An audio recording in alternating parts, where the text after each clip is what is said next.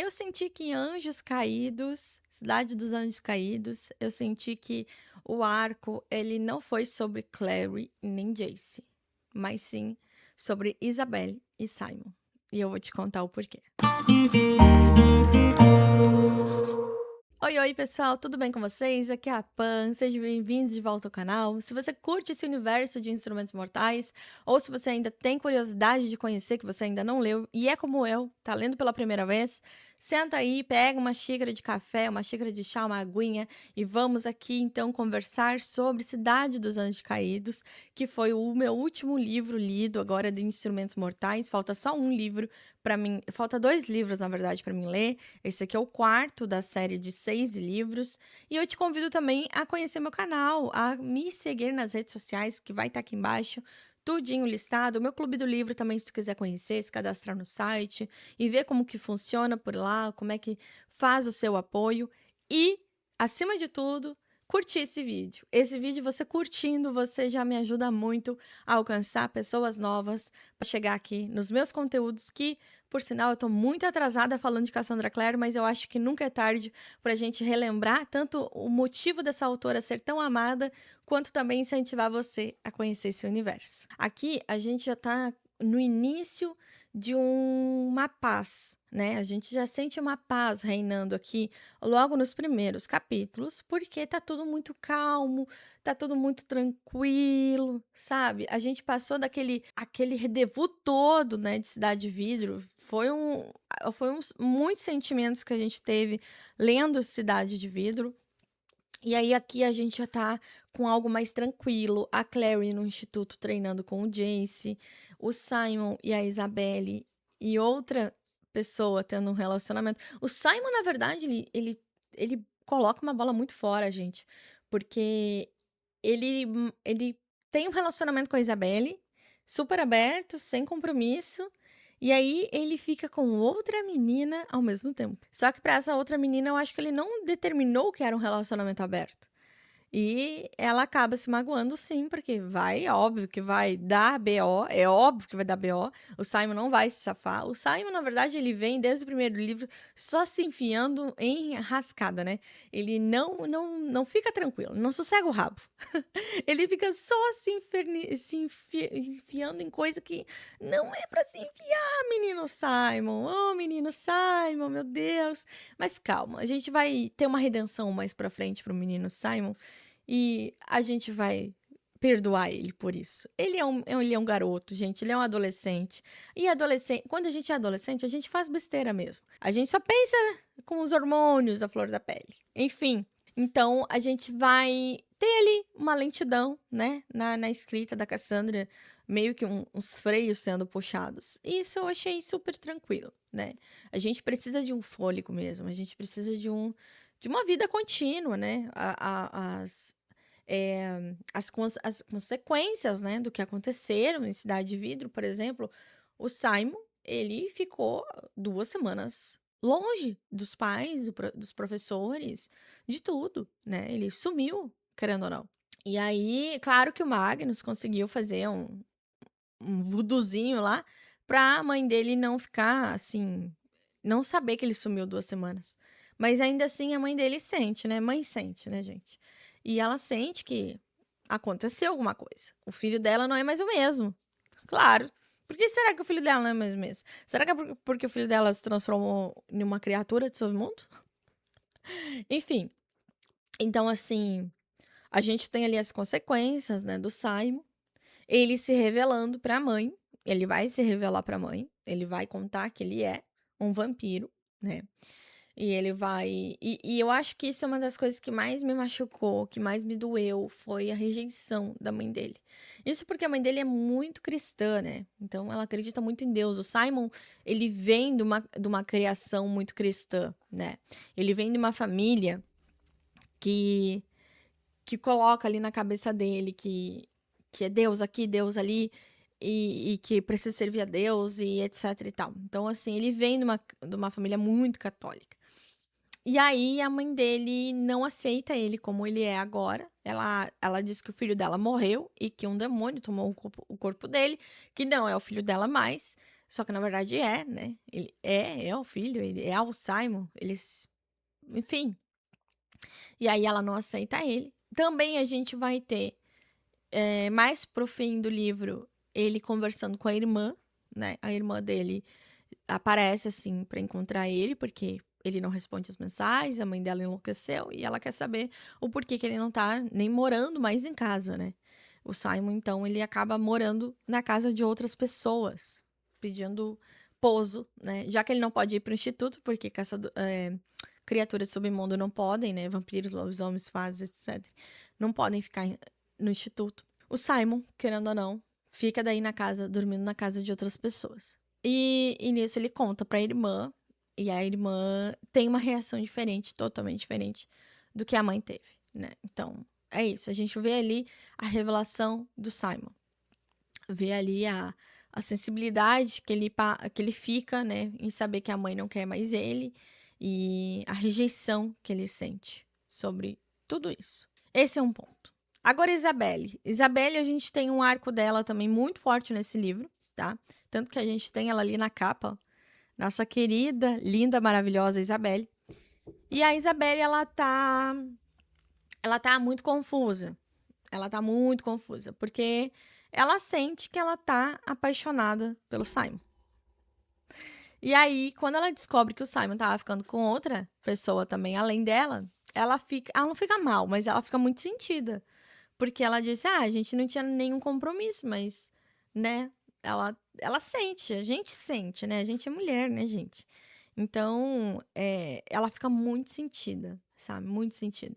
Mas as coisas vão se encaminhando, sabe? Tu vai vendo ali que algumas coisas vão acontecendo. A Isabelle também, ela tem outras preocupações na cabeça, porque vai acontecer algumas coisas aqui, né? Como eu digo, não é porque a batalha passou, não é porque a guerra acabou que a batalha tá vencida. Não. Ah, é assim? Eu acho que é assim esse ditado. Vencemos a luta, mas não vencemos a batalha. Meu Deus, não sei. Mas não é porque acabou lá a briga que vai parar de ter briga. É isso que eu quero dizer. Meu Deus, gente. Desculpa. Mas eu me confundi. Então, beleza. Então a gente vê várias vezes aparecendo. E aí, claro que a Cassandra, ela traz a Clary, traz o Jace, né? O Jace e a Clary, eles não estão conseguindo ter um relacionamento a dois, de namorados, né? Beijos, essas coisas, eles não estão conseguindo ter, porque o Jace, ele tá muito perturbado, né? Por causa do final de Cidade de Vidro. Acontece umas coisas lá com ele, que eu não vou falar aqui, porque é um puta spoiler. Mas acontece umas coisas com ele e ele tá perturbado. E a gente tem respostas disso nesse livro. Só que, por ele estar perturbado, a gente acaba descobrindo que tem um demônio atucanando ele, né? Ali, um encosto ruim que tá com ele e que começa a botar coisa na cabeça dele. Ele começa a sonhar que tá matando a Clary, ele começa a sonhar com muitas coisas, sabe? Vai sonhando com muitas coisas ruins. E daí ele não consegue se relacionar com a Clary, não consegue beijar ela. Porque aquilo tá perturbando muito a vida dele. São sonhos quase reais, né? E aí ele fica também nessa situação de que, meu Deus, eu não vou me aproximar da Clary, né? Tem alguma coisa comigo que quer machucar a Clary, sabe? Começa a acontecer aquilo, né? E aí a Clary, ela também fica naquela coisa, ai, por que que o Jace não quer ficar comigo, não sei o quê, mas por que que tá acontecendo? E daí eles vão cada vez mais se afastando em vez de se aproximar. Então não vai ser agora que a gente vai ter o romancinho lindo, maravilhoso deles. A gente vê ali eles se distanciando cada vez mais. Mas, contudo, né? O Magnus acaba descobrindo que demônio que tá atucanando a vida do rapaz. Não sabe o nome do demônio, mas ele acaba meio que suspeitando. E o Simon, gente, assim, eu fico pensando que a Cassandra Clare, ela consegue trazer os personagens com um protagonismo que tu não esquece. O Simon, no primeiro livro, não é o mesmo de agora, tá? Não é. O Simon evoluiu muito, muito. E eu digo porque eu não gostava do Simon. Eu achava ele um pé no saco, imaturo. Eu comentei até nos primeiros vídeos com vocês. eu achava ele um pé no saco, entendeu? Não largava a Clary, parecia um cachorrinho atrás dela. E eu só falava assim: vai viver, meu filho, vai viver. Ela não gosta de ti, ela gosta só de ti como amigo, entendeu? Tu tá na friend zone aí, desencana, cara, desencana, cai fora. Mas na verdade, que bom que ele não caiu fora, que bom que ele continuou, porque ele tá sendo um personagem muito importante agora, né? Por quê? Porque o Simon ele se transformou num vampiro, tá? Isso acontece lá no começo da série, mas porque ele não é um vampiro noturno. Ele é um vampiro diurno. Diurno. Ele pode andar no sol. E ele é um dos vampiros mais raros que tem nesse universo. Porque não é qualquer vampiro que tem esse dom dele de andar no sol. E é explicado isso e tudo mais. E aí, por ele ser um vampiro diurno, todo mundo tá mirando nele.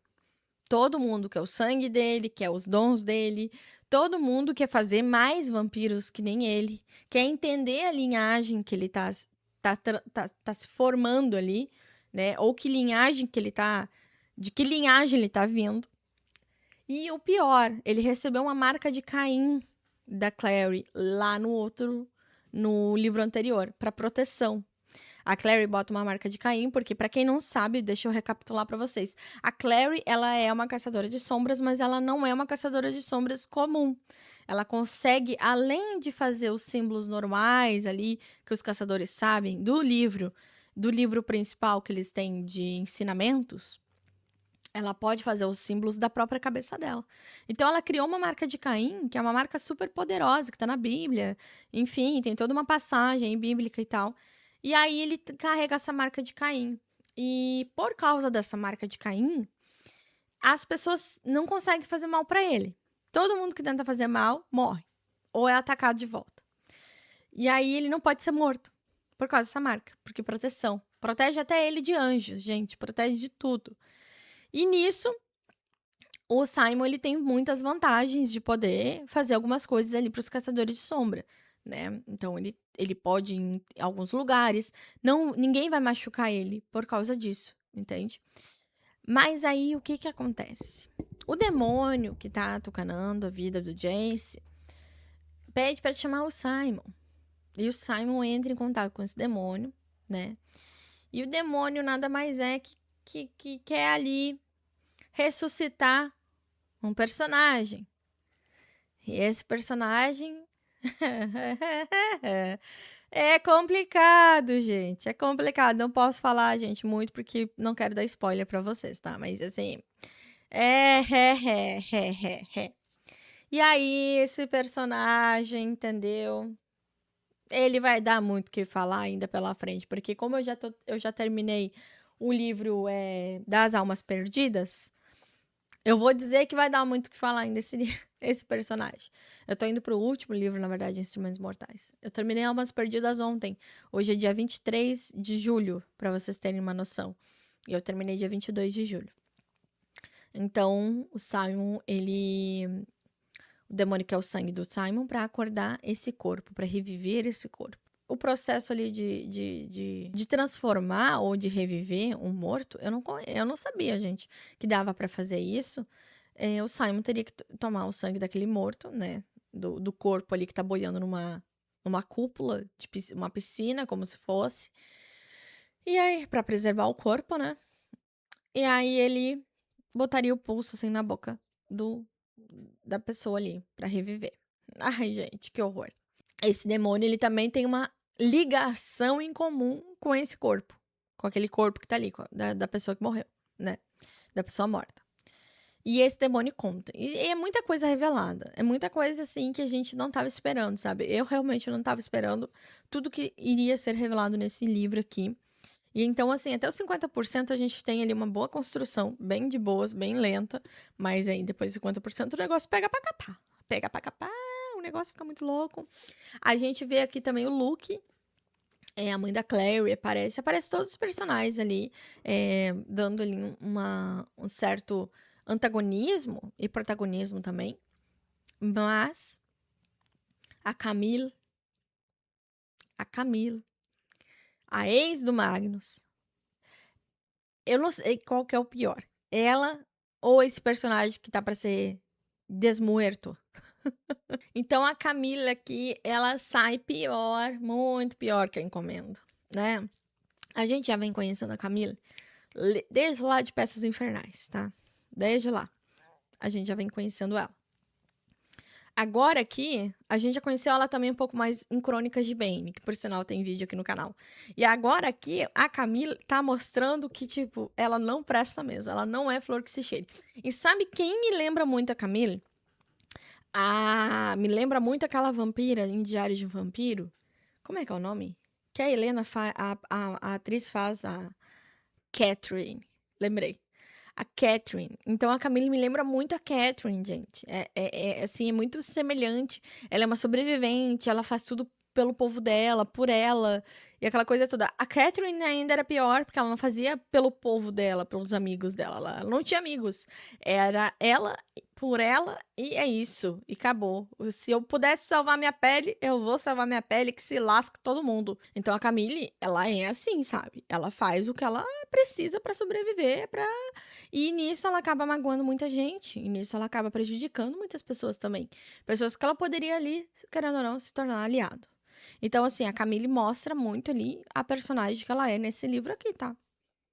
Tá, ela mostra um pouquinho depois, mas assim, ela mostra porque ela, querendo ou não, tá envolvida em muitos crimes aqui nessa história, gente, entendeu? Ah, sim! Eu não posso esquecer de comentar com vocês que o Alec aqui, ele começa a descobrir que e cair na real, né, ele cai na real, na verdade, que ele não é imortal, que o Magnus é imortal. O Magnus já teve muitas vidas antes dele nascer. Pô, o Magnus tem mais de 300 anos. E ele teve muitos envolvimentos ali, amorosos, com outras pessoas, incluindo vampiros. E aí, os vampiros, as ex do Magnus, aparecem, né? E o Alec ali fica. A pessoa já foi teu namorado? Aí, Magnus, você acha que eu vivi eternamente, tipo, sem ninguém? Sem nenhum relacionamento? E daí o Alec começa a ter ciúmes disso. Então, assim, mexe bastante com o relacionamento deles aqui. E o Alec começa. Lembrando que o Alec é bem novinho, né? Ele tem 18 anos. E aí o Alec começa a pensar, né, nas possibilidades dele se tornar imortal e ficar do lado do Magnus pro resto da vida. Porque botaram isso na cabeça dele, que ele vai morrer em algum momento, ele vai envelhecer em algum momento e o Magnus vai ficar aí dando sopa. E aí o Alec começa a fazer algumas coisas que não vai pegar bem. Ele começa a fazer umas coisas escondidas de Magnus. E ali meio que dá um balanço no relacionamento. E pode acontecer o pior mesmo. O Alec tá em busca, né, das questões ali de ser imortal. Mas aí vem uma criatura muito diabólica e que sugere pro Alec que ele poderia tirar a imortalidade de Magnus. O que vocês acham que vai dar? Não posso falar mais nada. Vem aí uma coisa muito forte. Não vou dizer nada. Não vou dizer nada. Nada, nada, nada, nada. Vou deixar vocês lerem, vocês surtarem comigo, porque eu preciso de mais pessoas lendo essa série pra surtar juntas. É isso que eu preciso. Preciso de amigas pra isso. Tá bom? É isso. E assim, quando eu terminei esse livro, eu acho que foi domingo, tá? Domingo dessa semana. Eu terminei querendo o próximo. Eu já peguei e já terminei o próximo tudo nessa semana, gente. Domingo foi que dia? Foi dia 19? Foi dia 19. E hoje é 23? É. Em menos de 4 dias eu li 2 livros de quase 400 páginas. Mas isso também eu vou contar o porquê, tá? Eu faço live de foco todos os dias na Twitch. E eu vou deixar o link aqui embaixo. Se você gosta de focar, fazer sprint de leitura, eu tô sempre por lá a partir das 15 da tarde até as 10 da noite. Então, tô super convidada para participar e focar comigo. Quem tem Amazon Prime pode doar sua inscrição no meu canal por lá. fica livre de anúncios e ainda apoia o meu trabalho. Então eu faço lives de foco por lá todos os dias. A gente está conversando, a gente pausa 10 minutos sempre para conversar, ou para jogar, ou para rir, ou para se divertir, para trocar ideias. Então, se você quiser, só vir e colar comigo, que as lives de foco são muito boas e me ajudam a focar muito. E é por isso que eu li esses 2 livros, porque se não fosse as lives de foco, e se eu trabalhasse fora, fizesse outras coisas, eu tenho certeza que eu não conseguiria ler 2 livros de 400 páginas em 4 dias. Então, gente, esse é o meu parecer. Eu acho que vem muita treta por aí, que nem eu falei pra vocês, eu já finalizei o outro livro, que é na sequência desse, que é das almas perdidas, né? E agora eu vou pro final, eu vou pro desfecho, e seja o que Deus quiser, porque é isso.